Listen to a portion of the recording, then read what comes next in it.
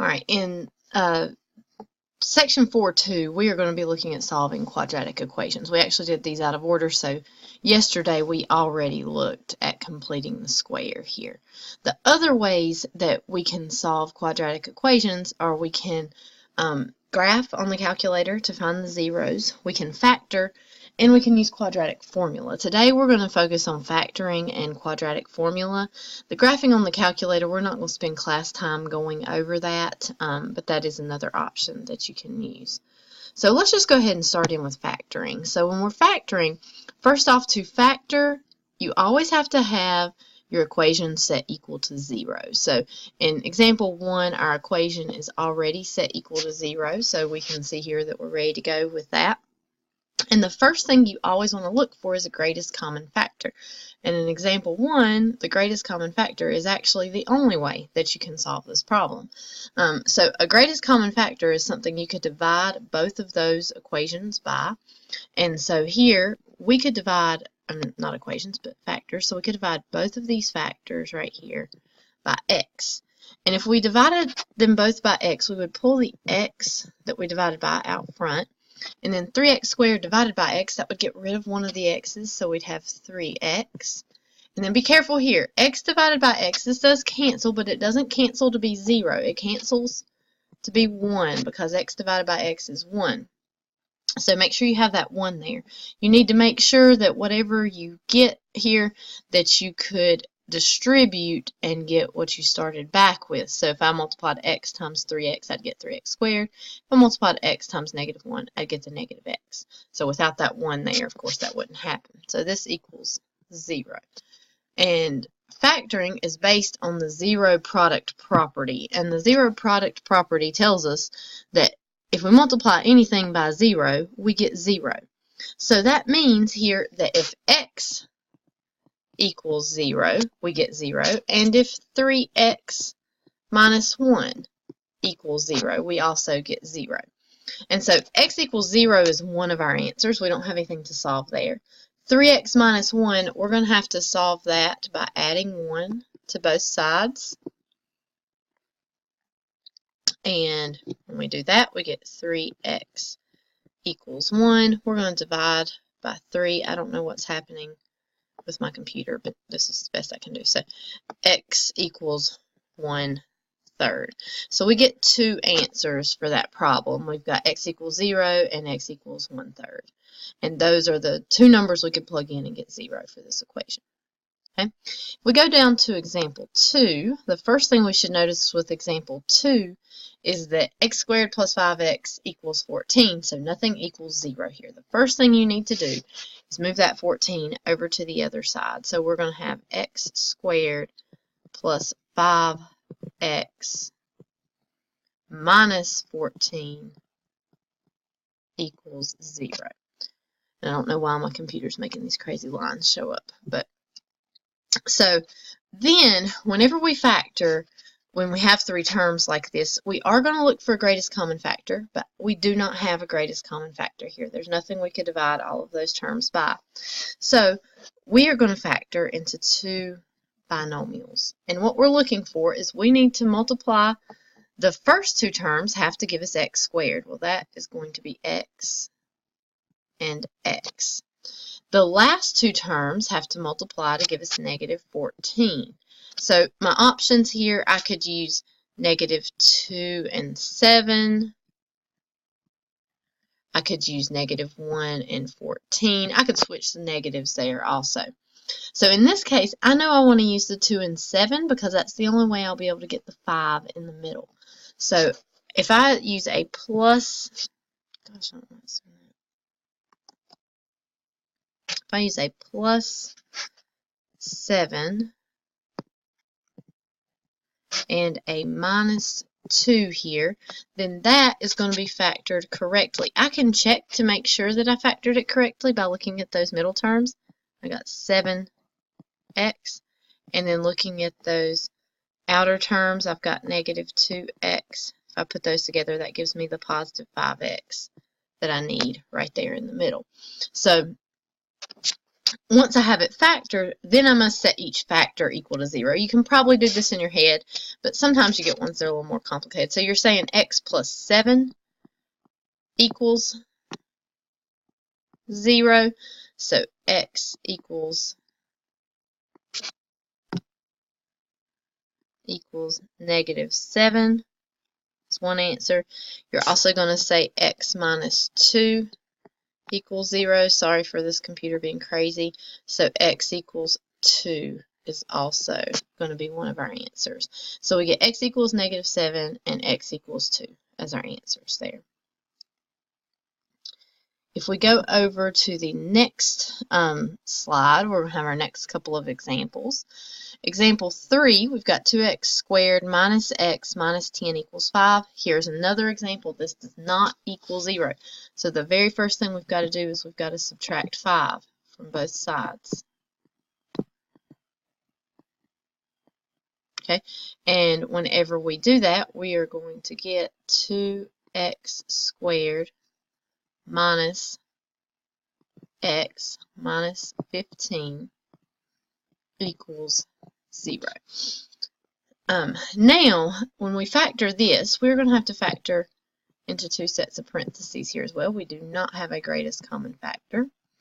And to get 2x squared, I'm going to have a 2x and an x. Now, these are a little more complicated to factor because to get -15, I would use either -5 and 3 or -15 and 1, but you'll notice neither one of those will give me the -1x that I have in the middle. The reason for that is that I've got this 2x out front, so I have to guess and check a little bit more when I have a problem like this. So let's just guess and say that we have a -5 and a +3. And if I check to see if that works, this gives me a -5x, and then the outer terms give me 6x. If I add those together, I get 1x. That is not what I need. I need a -1x here. So to get that -1x, I'm going to have to change a couple things here. I need to change this so that I have a +5 and a -3. So if I change that to make it a +5 and a -3, now that will give me a +5x, a -6x, which will give me a -1x, which is what I need in the middle there. So now I'm going to set each one of those factors equal to 0. So to do that, that'll look like this. 2x plus 5. Oh, why is it doing that? Plus 5 equals 0. And then so that'll be 2x equals -5. And I'll divide by 2. So x equals divide by 2. So x equals -5 halves is one of my answers. And then the other one, I've got x minus 3 equals 0. And I'm just going to add that 3 over to the other side. So x equals 3. Okay, so -5 halves and x equals 3. Those are my two answers. Example 4 is a little bit of a different example. You actually don't have to factor to do example 4 here, but you could factor. So I'm going to show you two different ways to solve example 4. Now, if you want to factor this, since we are in the factoring section, this is what we call a difference of squares. So if I factor this, it'll be 2x plus 3 times 2x minus 3. And if I do that there, you can see if I multiply it back, 2x times 2x gives me 4x squared. 2x times -3x gives me -6x. 3 times 2x gives me +6x. So those two middle terms cancel, and then the last two terms give me the negative 9. So this is a difference of squares, and I can factor this way, and then I can just set each one equal to 0. So 2x plus 3 equals 0, and 2x minus 3 equals 0. So right here I will have 2x equals negative 3. So x will equal negative 3 halves. For the other one, I will have 2x equals positive 3, and I'll divide by 2, so x will equal positive 3 halves. So that's one way that this equation can be solved. But the other way that you can solve this is just to solve this one like an equation, because you only have a single x there. So we've got 4x squared minus 9 equals 0. Ugh. And so if we solve that like an equation, we're just going to add 9 to both sides. So we get 4x squared equals 9. And then we divide by 4.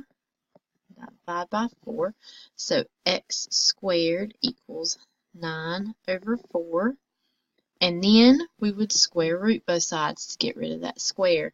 So x would equal plus or minus, because we square rooted both sides. The square root of 9 is 3. The square root of 4 is 2.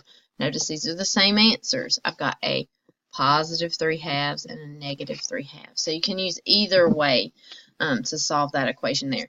That only works whenever you have a problem that only has an x squared.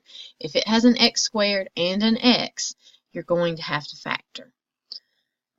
All right, so factoring only works on some types of equations. So we can't always factor. So we need some methods that we can use on any quadratic equation. And yesterday we learned completing the square. Completing the square can be used on any quadratic equation. The other thing that can be used on any quadratic equation is the quadratic formula. So you learned this back in either Math 1 or Math 2, depending on when your teacher decided to teach it. So let's just go into this. So for the quadratic formula, your a here would be 1. Your b would be negative 3. And your c would be positive 1. So when we plug this into the quadratic formula, we're going to have x equals opposite of b, so that's going to be a positive 3. I don't know why this is doing this. Positive 3 plus or minus the square root of b squared. Now, I'm going to put a negative 3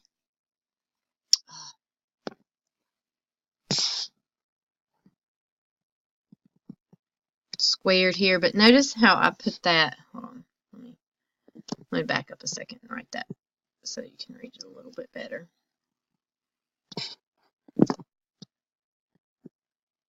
I'm going to put,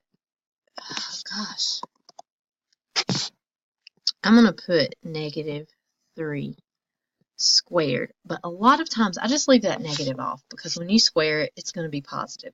And if you type this in the calculator wrong, then you're going to have troubles. So this is going to be negative 3 squared minus 4 times a, which is 1, times c, which is also 1 here, all over 2 times a, which is 1. So we're going to have for this one, x equals 3 plus or minus the square root of, we're going to have 9 minus 4, which is going to give us 5.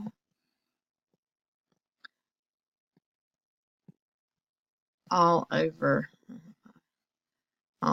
2. Now, this will not simplify any further, so you're just going to leave your answer here. 3 plus or minus the square root of 5 all over 2. Okay, let's look at our next example. Okay, for this next example, I've got 2x minus 4x squared plus 9 equals 0. Be really careful with this one, because those numbers right there are not in order. So the first thing you need to do is at least think of it like this: negative 4x squared plus 2x plus 9 equals 0. If you just start off solving that problem and you use 4 as your b, you're going to mess up. So here we're going to have x equals -2 plus or minus the square root of 2 squared minus 4 times -4 times 9. Okay, and that's all over 2 times -4.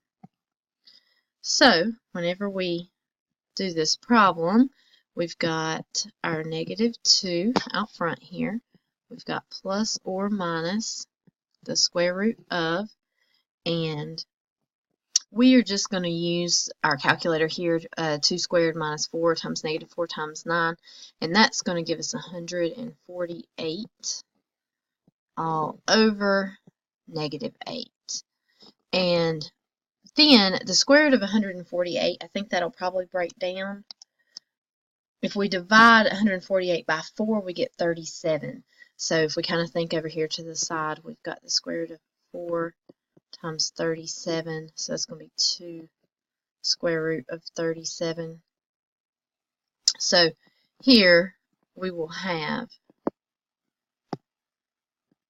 this equal to -2 plus or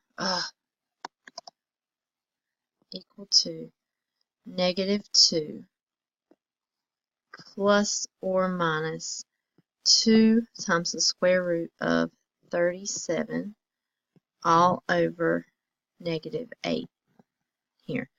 Now, notice this 2, the 2, and the 8. Those are all even numbers. We could reduce those. Now, be really careful because you can only reduce this if all 3 of these numbers that you see right here are divisible by something. So if sometimes students want to reduce just these first 2 numbers, but you have to reduce all 3 of these numbers here. So if we go back to the pen here, what we're doing is we're dividing all those numbers by 2. What's under the square root is left alone because it's under the square root. So we could actually here get -1 plus or minus the square root of 37. Put the 1 out front there, but you don't need it. All over -4. And so that can be our final answer. You also might see this like this. It might be 1 plus or minus the square root of 37 over 4. Because if we had divided by a -2 instead, this is what we would get here. Sometimes they'll do that to have fewer negatives in the answer.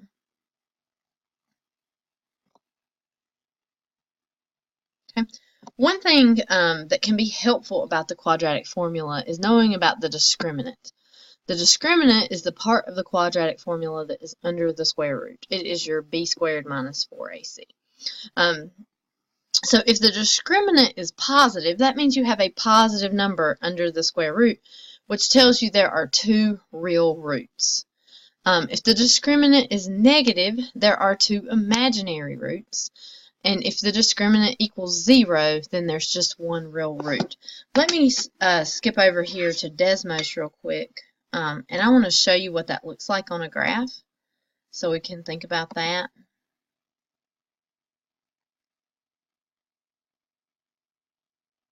Okay, so if I have an equation like this, y equals x squared minus 3x plus 4, oh, too many x's there, plus 4.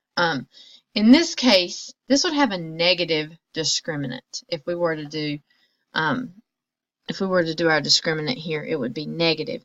And notice this graph never equals 0. It never crosses that x-axis. So this graph is going to have imaginary roots. However, if I change that positive 4 to a negative 4 there, now the discriminant would be positive. And if that discriminant is positive, then the graph is going to cross the x-axis there, and when it crosses that x-axis it equals 0. So that tells us that we have two separate roots right here at 4 and at -1 for this particular problem. The other thing that can happen is we can have something like this. We can have something like x squared minus 4x plus 4. The discriminant here would be 0. And what happens there is you've got a quadratic that comes down and touches the x-axis just at one point and then goes back up. So you only have one place where that equation equals 0. So you just have one answer. We can tell all of that without having to graph, just by looking at the discriminant. So whenever you do your homework, you'll have some questions that ask you to determine the nature of the roots. So if we had an equation like this, x squared minus 4x plus 13, and if we're not interested in actually solving the problem, if we just want to know whether or not it has two roots, two real roots, two imaginary roots, or just one root, then we can just look at the discriminant. So b squared minus 4ac for this problem would be -4 squared minus 4 -4 squared minus 4 times 1 times 13. And if we do that, we're going to have 16 minus 4 times 13, and we're going to get -36. And since that is a negative number that would be under the square root in our quadratic equation, that means we're going to have two imaginary